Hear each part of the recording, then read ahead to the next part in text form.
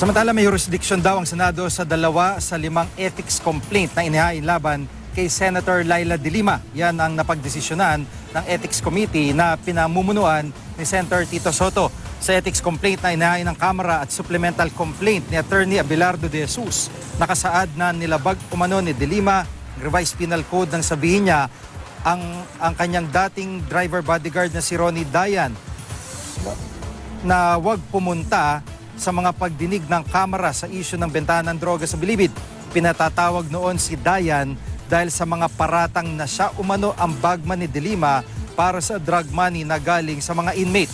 Ayon kay Soto, nasa jurisdiksyon ng Senado ang reklamo dahil sinabihan ni De Lima si Dayan nung panahon na senadora na siya. Pagsasamahin ang dalawang reklamo at bukas papipirmahin ang mga miyembro ng komite sa resolusyon. Bibigyan ng 15 araw si De Lima para sagutin ang mga reklamo.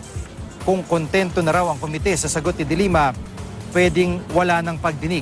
Pero kung hindi raw kontento ang komite, posibleng magharap sa pagdinig si De Lima at ang mga naghain ng reklamo laban sa kanya.